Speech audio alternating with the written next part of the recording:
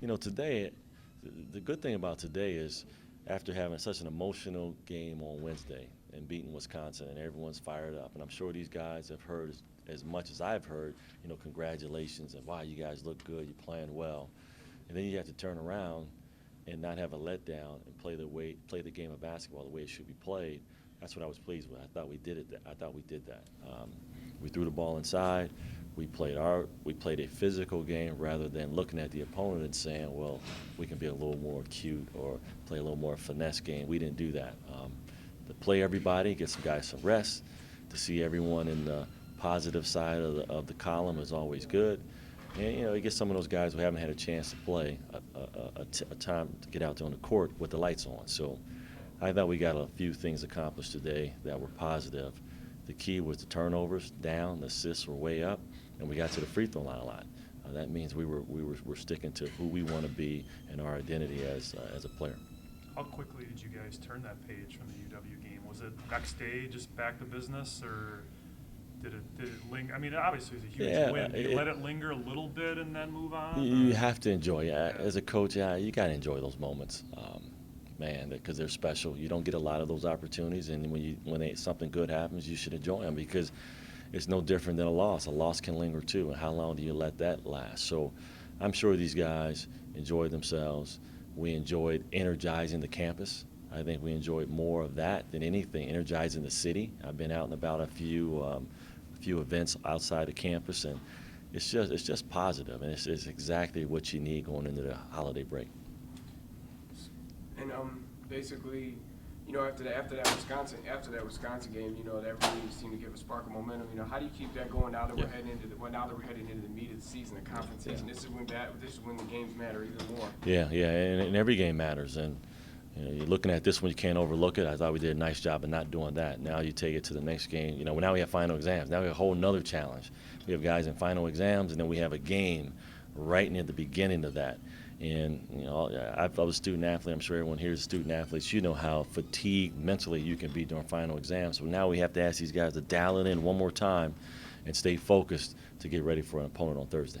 I know Jordan did the score today, but obviously assists were there. Was he close to 100%? Was he okay with that ankle? Yeah, it was one of those where he was not going to play unless he was really close to 100%. And Brandon Wells has done a phenomenal job of getting them ready, and he wanted to play.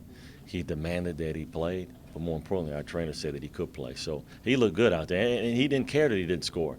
He was more concerned about, these guys are missing some of my passes. I want more assists. I like that. I like the guy that's really unselfish. And flip side, JR, is he under the weather? We are working at that foot. I mean, he rolled his ankle in practice, and it was a little worse than Jordan's was during the Wisconsin game, so that's why we set him out. And we're going to do everything possible to try to get him on the court by Thursday. School record for points in a half in a game, school record for field goals made, tied the school record for assists. Kind of good. That's a heck of a night. We'll take that. And it wasn't that we were trying to do anything other than play basketball the right way, and as a result, something really, really special happened. Now you've had a couple of games to look at Jaquan. What's your early impressions of him and what he's brought to the team? He's athletic. You see the athleticism. You can see the energy that he can bring.